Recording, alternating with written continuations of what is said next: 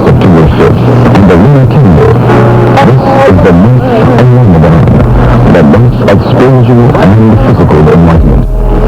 Millions of Muslims around the world are now observing this great period in their lives. This is a communicator exclusive. We are honored to present in a special interview the Chief Imam of the World Community of Al-Islam in the West, the Honorable Deen Mohammed. And now, part 1 of Ramadan, the month of enlightenment, and Imam Deen Mohammed.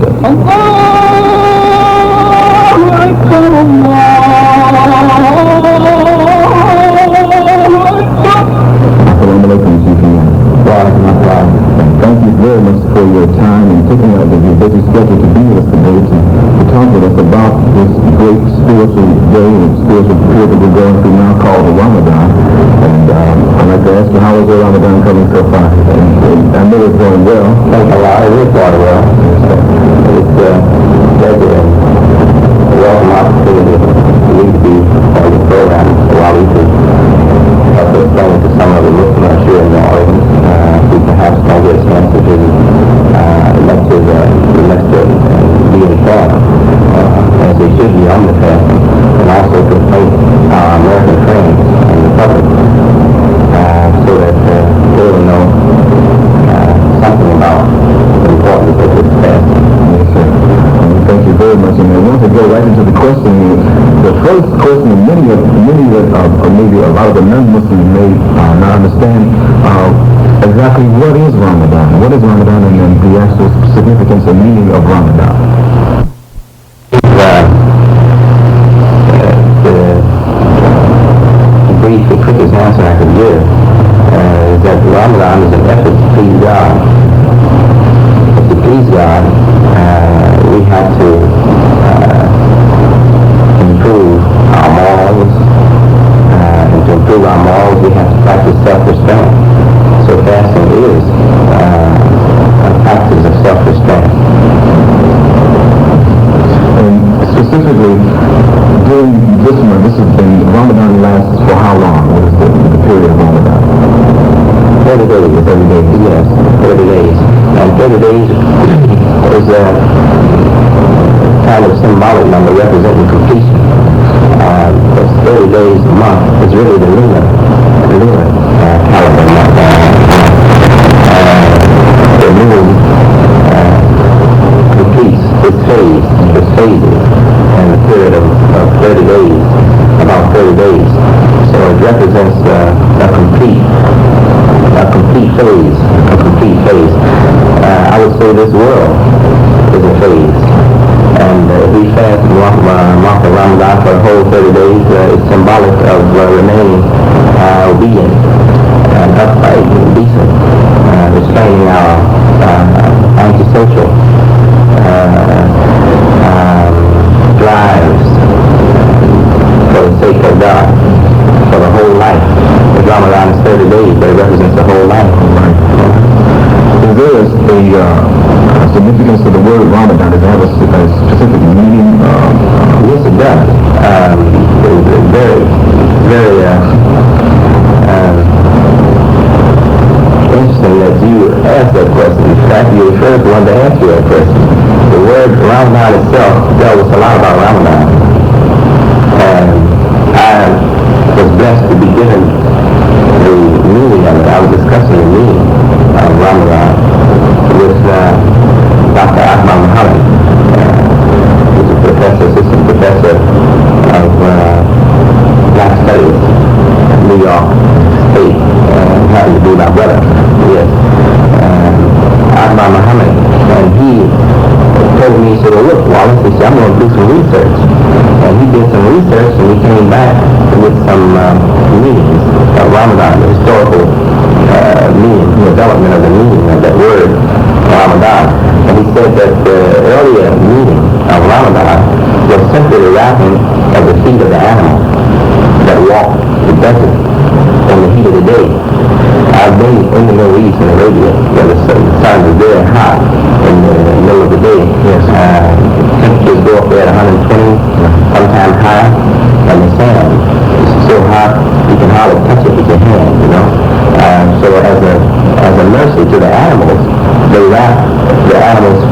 so that the animal is not they were trotting across the hot desert sands, not so unbearable for the animal. It's not so painful on the animals tender feet, especially tender feet of the animals.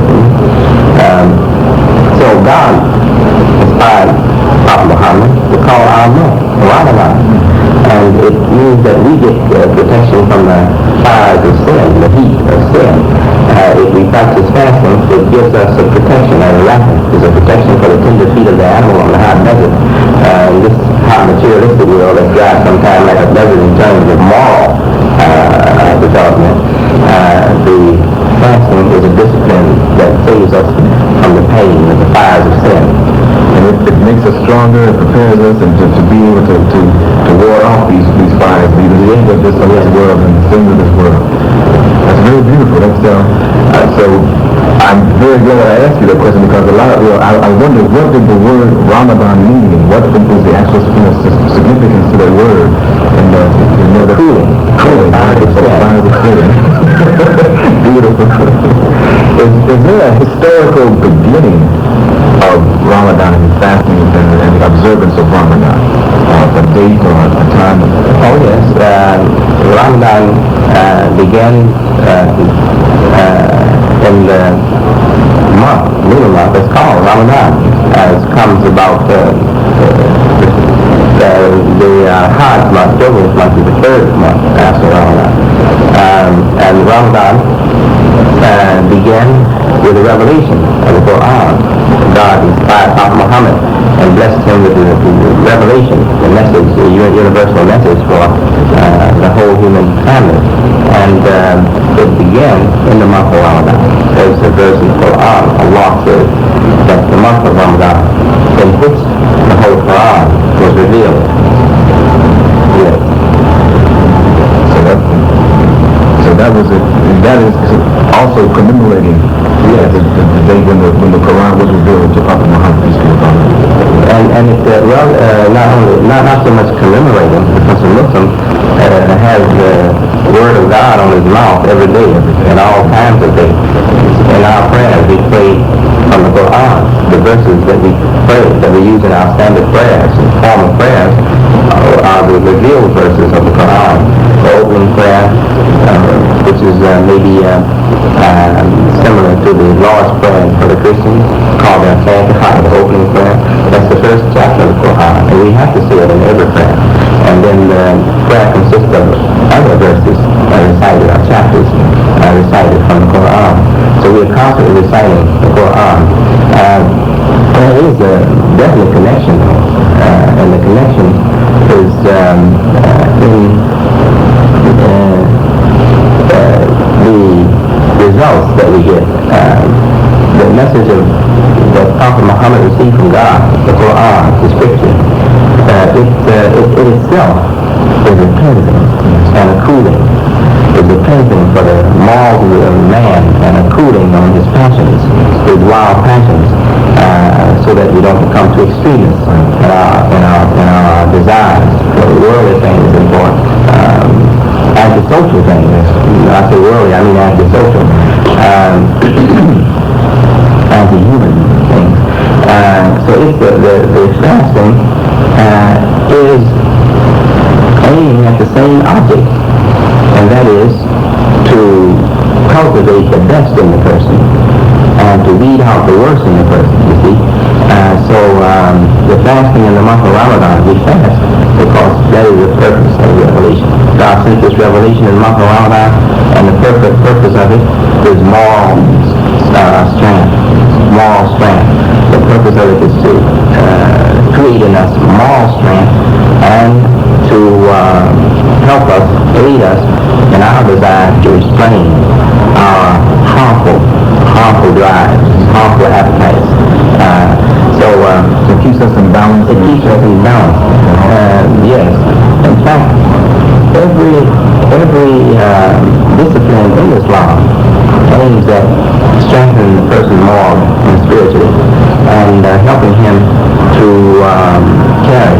carry the responsibility, the weight of his responsibility to God and to society, without a lot of unnecessary problems, such as wild lust, cravings for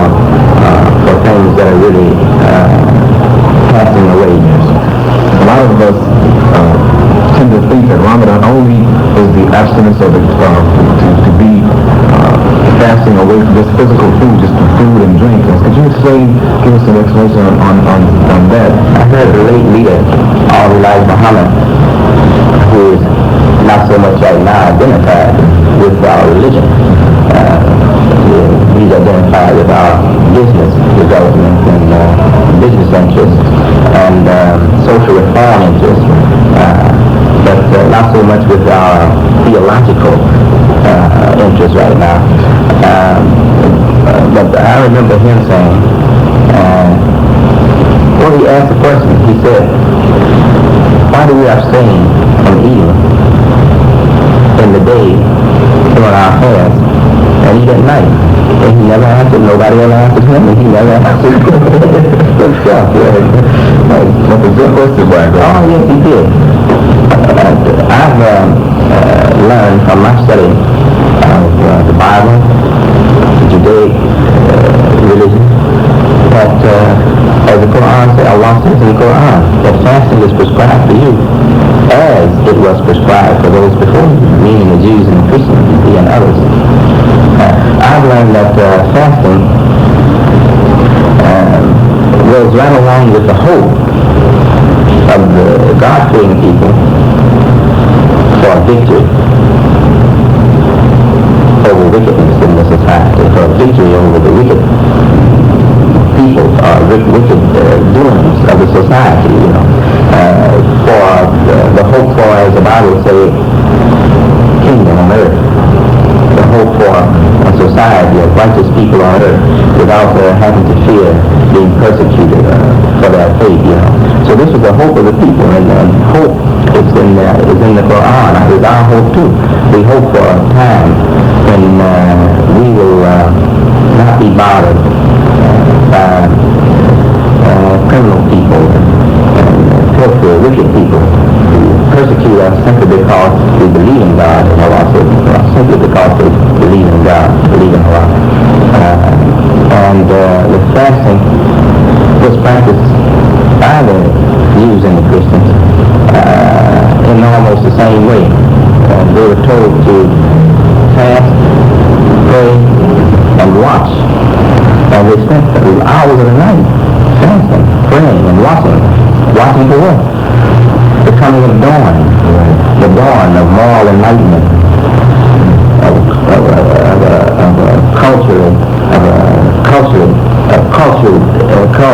ethics of a fine cultured society, They prayed for that day, and we, as Muslims, are actually a kind of fulfillment. Yes, we are kind of an answer. We are an answer to that symbolism, of praying in the dark. Because Jesus, he said of this world's light, meaning this world's spiritual guidance, he said it's darkness. It is darkness. So the sun is symbolic of this world's guidance, you see. And we don't eat in the day, meaning don't eat by the light of this world's guidance.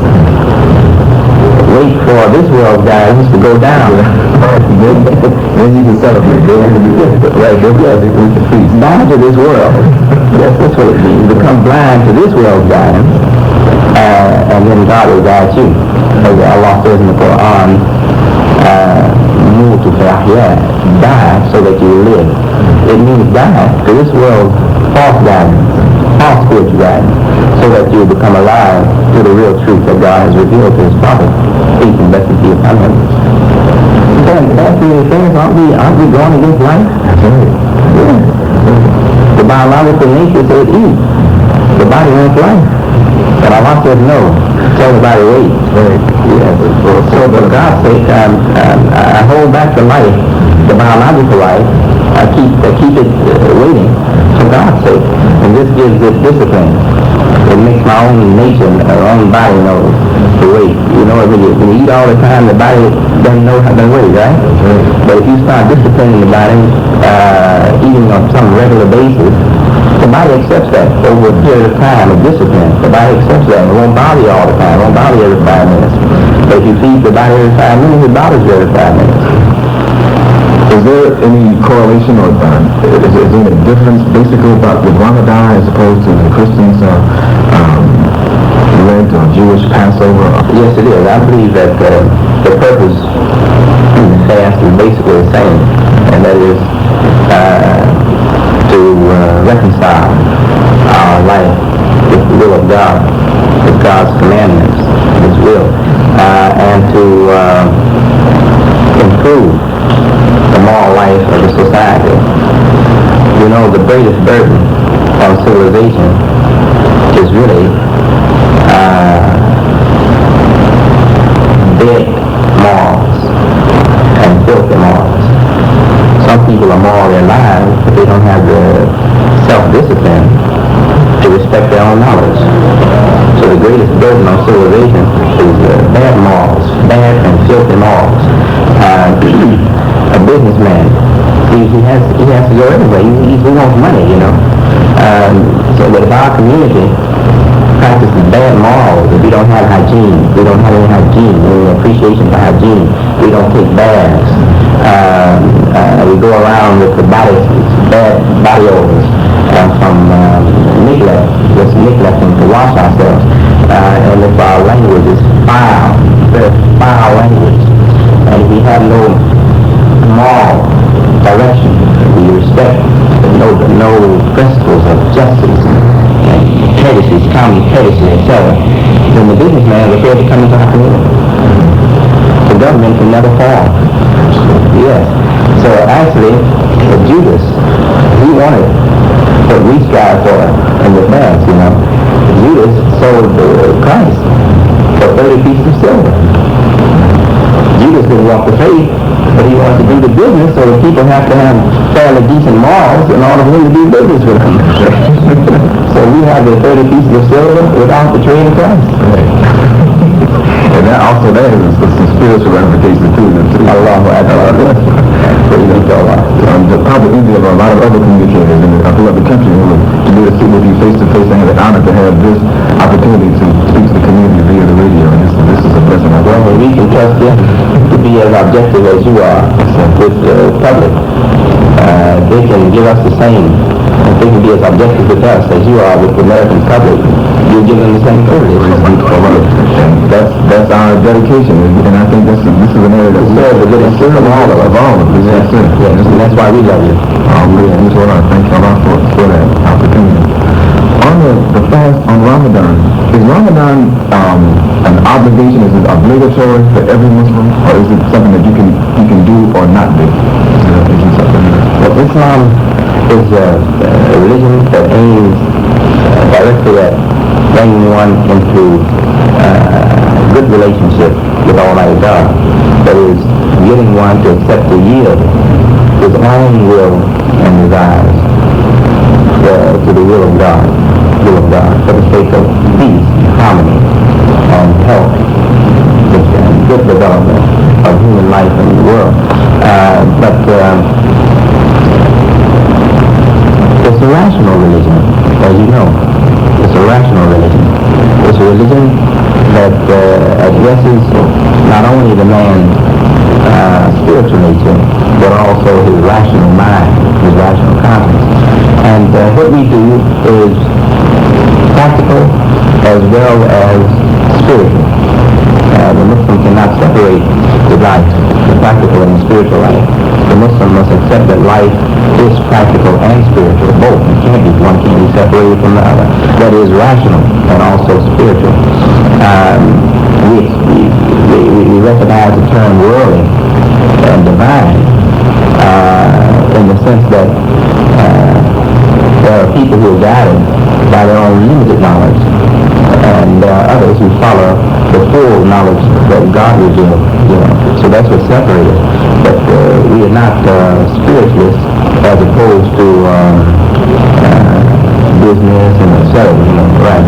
So there's no separation. There's no separation of business and religion. Right. In fact, God insists that we develop business, as you know. You're a businessman yourself. God insists that we develop business and that we be active in the world, that we live in the world and be active in the world, that we live a full life. And this is again an answer to the symbol or the sign that Jesus brought us.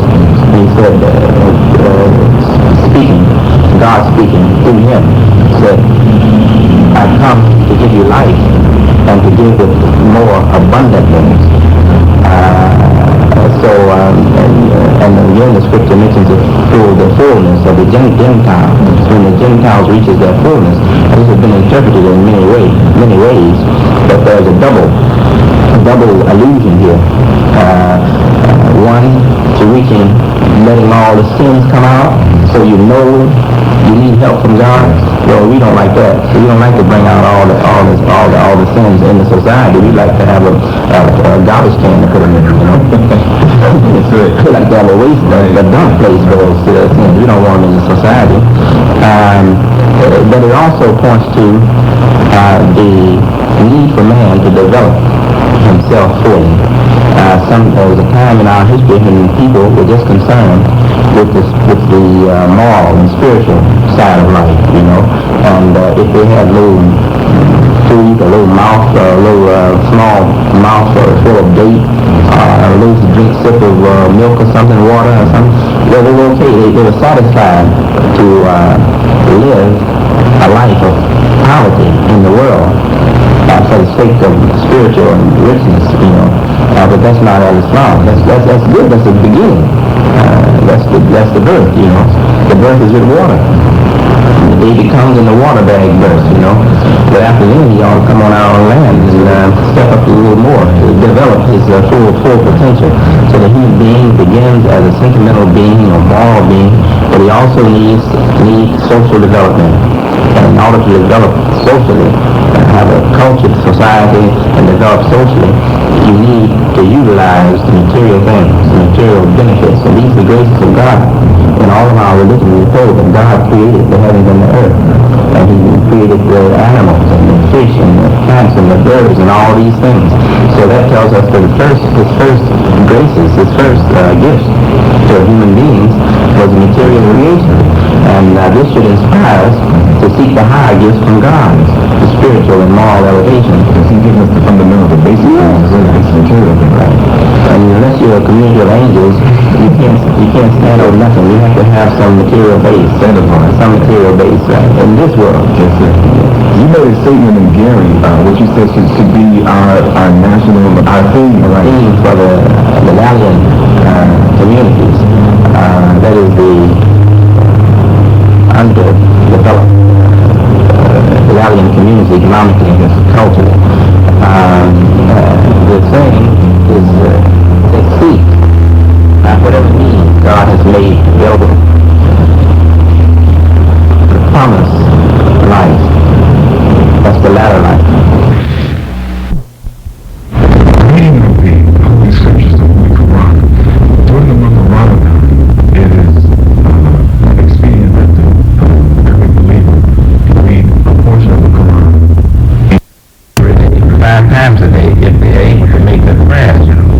But in Western society, where life is ordered,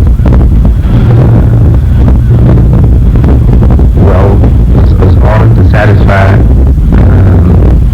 livelihood, the need for livelihood, you see, the need to produce livelihood for ourselves. So work hours are more important than prayer hours. But if a Muslim is unemployed or self-employed,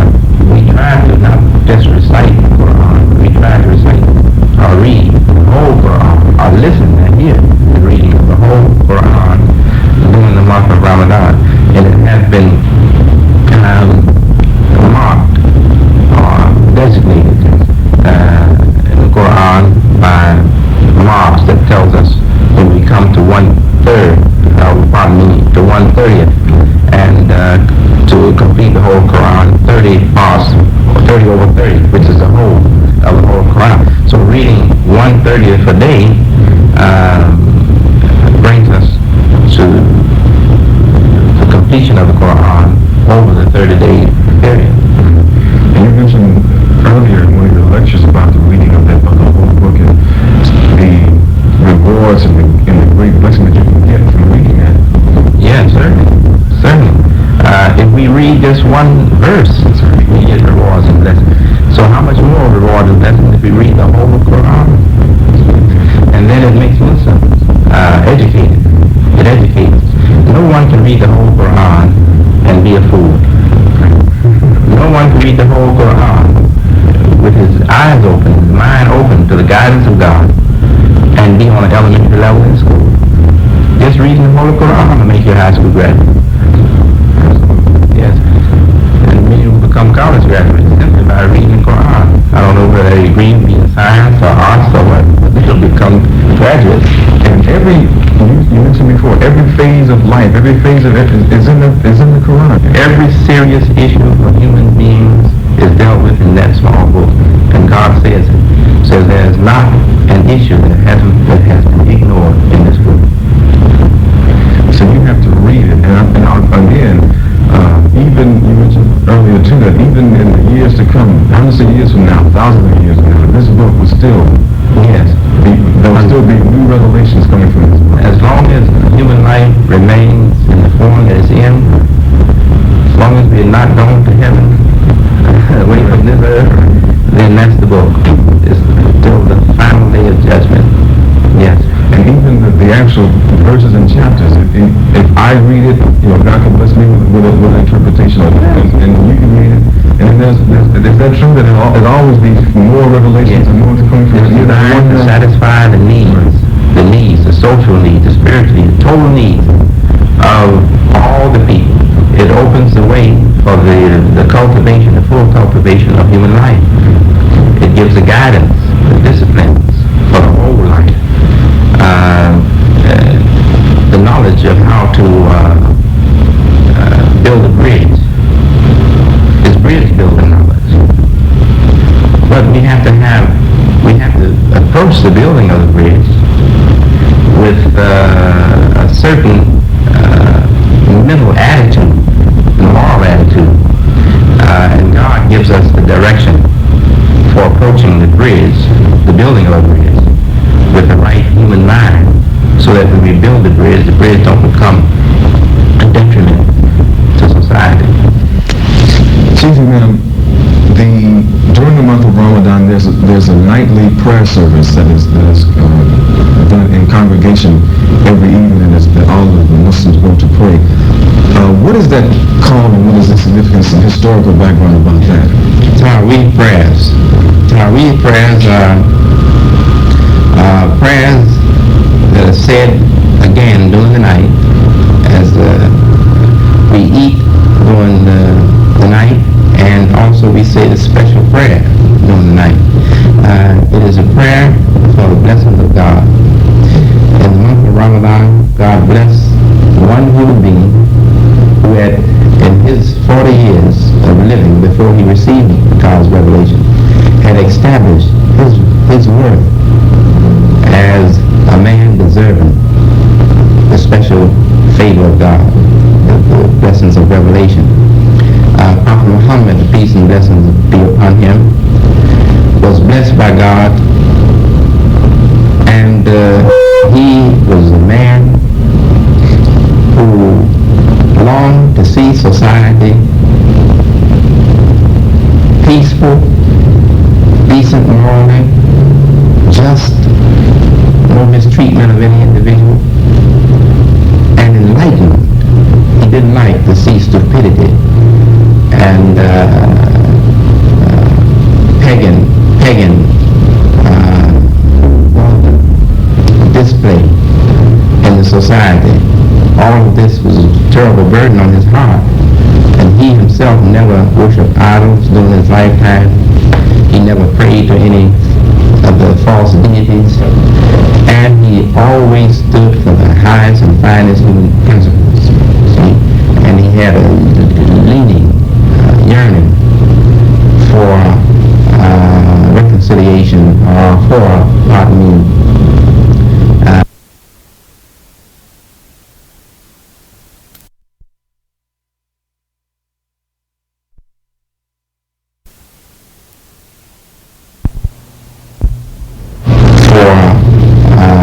reconciliation, or pardon me, nearness to God. And Prophet Muhammad received revelation, and revelation came to him during the night. And there's a verse in the Qur'an that says, rise to Prophet Muhammad. And whatever God says to Prophet Muhammad is to us too, because God was setting an example in Prophet Muhammad for all people. Again, the answer to Christ. Christ says, I in you, you in me. Right? Meaning that whatever I am, you should have the same in you, you see. Yes. So the answer to that is Prophet Muhammad, who received guidance from God, and everything that he was obligated to do to bring the full life of human beings on earth, we are obligated to do the same. So when Allah says to Prophet Muhammad, peace and blessings be upon him and all the righteous servants, rise, break the sleep, break the night sleep, and rise up during the night and pray. It says, surely the night is conducive, very conducive to the clear framing of the word. You know, and we know this as students in college, etc. In high school, I knew it in grade school. Education was a strain on my mind. All it has always been. And I try to seek the peaceful environment. And I found that at night, when everybody's gone to sleep and everything's quiet, that it's easy to get the thoughts and put the ideas together. It's just easy to work in the night. So the man works in the day, you know, but the night is good for spiritual development, good for quiet, that enables us to arrive at the right moral thoughts, etc. You see, that's if we are separated from the things that tear against our moral development. So night is very important for Muslims, for all religious people, because people who didn't have proper religion, people who were frightened into a kind of pseudo-religion or into an improper religion by the fears of night, gave us the idea that night is filled with demons, with bad spirits, etc. So Allah revealed to Prophet Muhammad the message of the Qur'an to dignify the night, to clean it of false charges. So while the treatment of night by God in the Qur'an corrects our thinking about darkness, you see. The darkness, nothing wrong with God's night. God's night is good. It's peaceful, enables us to rest from the toil and drudgeries of the day routine, and it gives us time to recuperate. It gives the body time to recuperate and gives the mind time to free itself from the blinding things of the material activities, you see. So the night is very good for spiritual development. The day is good for physical development, for material development, commercial. And the night is good for moral and spiritual development. It goes right back to what you say about having that balance again. Balance, certainly. It's coming out of primitiveness, coming out of savage, ignorant, primitive mindedness, fearing the darkness and associating the darkness with demon and Satan, you know. And if you associate the darkness with demon and Satan, then you see a black man looking dark like that, you would call him a demon or Satan, and that's what they did. That's what the ignorant people did. And so the Tawheed prayers, and this started with Prophet Muhammad, did it not? Certainly. Certainly. The praying during the night around Ramadan was an order to Prophet Muhammad. Yes.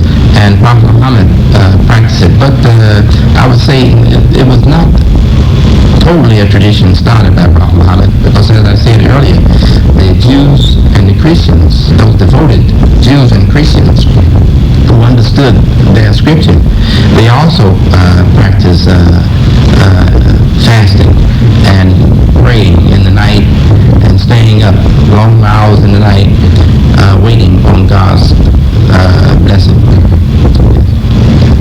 Blessing of a deliverer. Yes. Yes. Getting back to the actual pragmatic parts of the fasting season of Ramadan, where Muslims are to abstain from eating and drinking during the daylight hours. Another question comes up about the question of smoking. Now, we know that here in America and even all parts of the Muslim world, most of the world, Muslim world, smoking is frowned upon by Muslims but there's even the Prophet Muhammad and his companions, none of them smoked. But is smoking also one of the things that is prohibited during the month of Ramadan, along with eating and drinking? Yes, strictly forbidden, as the taking of food or any carnal indulgence, that is sex or any carnal indulgence. We can't discipline the carnal side of life, that is the fleshly passions, the carnal side of life. We can't discipline that by simply not taking food into us.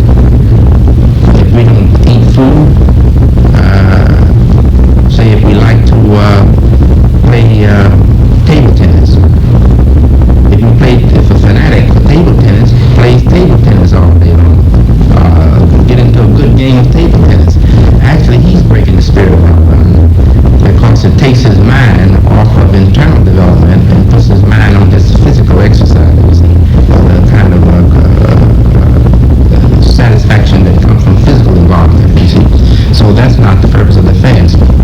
Not that we can't do physical things. We can do physical things, but it shouldn't be for play. It shouldn't be light-headed involvement. It should be in serious involvement, and it shouldn't be to get direct pleasure from a physical involvement, you see, carnal, fleshly involvement. So we don't smoke, we don't take any food into our mouth, no liquids into our mouth, nothing into the body during the day.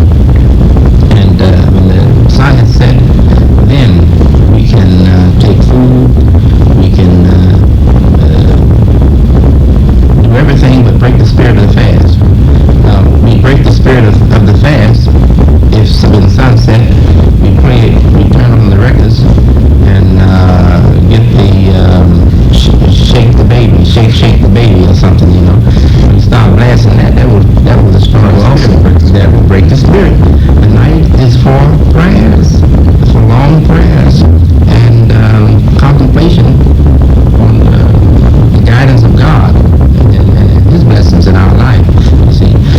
So the day is to restrain the wild carnal appetites, not all the fleshly appetites, but just to teach them discipline and to stay away from the forbidden things and just restrain the appetites for food, drink, etc., and smoke. Smoking is not forbidden in the Qur'an by revelation in the Qur'an, or to my knowledge by hadith, that is sayings of Prophet Muhammad. Nevertheless, it is agreed by most qualified authorities in Islam that smoking is a thing that should be forbidden, is a thing to stay away from. And we arrive at this judgment by the saying of Prophet Muhammad, that if the benefits are overweighed by the harm of a thing, then that thing is harmful.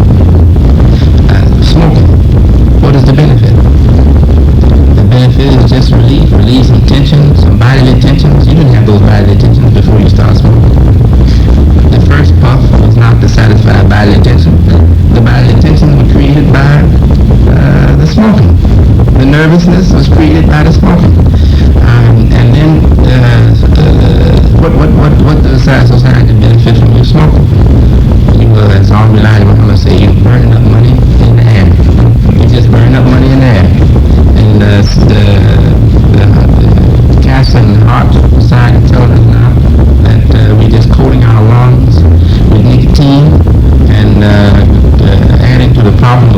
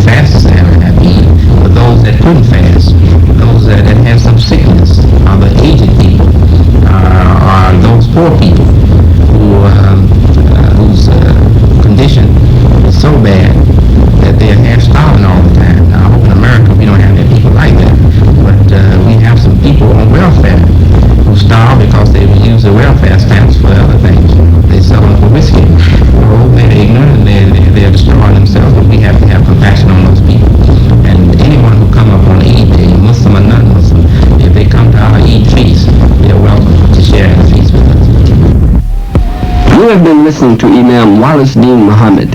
For those of you who would like to join the world community of Al-Islam, call 662-2202.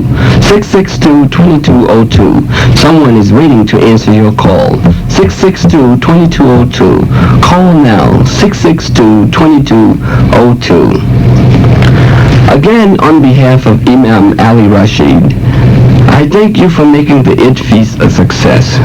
The cooperation of the various committees was greatly appreciated. However, we would like to give the sound crew special recognition for a wonderful job. Thanks to all the committees for their participation. You can turn your Ramadan can in at the Treasury Department of Malcolm Shabazz Masjid. If you did not get a can, your personal contribution will also be acceptable. Whatever you saved during this period is needed and appreciated. So turn it in now. Thank you. You can have the speeches of Imam Deen Mohammed's national radio broadcast program by purchasing the tapes at your local masjid or sales representative. You may also get these cassettes by writing Malcolm Shabazz Masjid, Post Office Box 873, Morningside Station, New York, New York. Malcolm Shabazz Masjid, Post Office Box 873, Morningside Station, New York, New York. Or you may call 662-2201, 662-2201. All Muslim communities of the metropolitan area are invited to meet with the Muslim Organization Committee, known as MOC, each Thursday at 7:30 p.m. in Newark at Malcolm Shabazz High School. We are asking all Muslims and believers in the metropolitan area to purchase additional Bilalian news for the next few weeks. We are also planning a weekly event where everyone, brothers and sisters, will help get the truth to the people by selling additional Bilalian news. The papers of the people, by the people, and for the people. This week, read about Muhammad Ali, the people's champ, Imam Deen Mohammed on The Parallel in Moses. Support the radio broadcast by sending your donation today to Malcolm Shabazz Masjid, Post Office Box 873, Morningside Station, New York, New York. Malcolm Shabazz Masjid, Post Office Box 873, Morningside Station, New York, New York. Help us to continue to spread this truth to the people. We need your support. Won't you help us to help others? We would also appreciate more letters and cards from our listening audience. Let us know how you enjoy the broadcast. We extend to each of you a hearty invitation to come out and visit with us today at the corner of 116th Street and Lenox Avenue. That is Malcolm Shabazz Masjid at the corner of 116th Street and Lenox Avenue. So come out today. I will be looking forward to seeing you. Assalamu alaikum. You've been listening to Imam Deen Mohammed of the World Community of Al-Islam in the West. Tune in next week at this same time for the world broadcast of the Honorable Deen Mohammed Speaks. Thank you for listening. The preceding program was pre-recorded for broadcast at this time. WNJR Newark, it's 1229.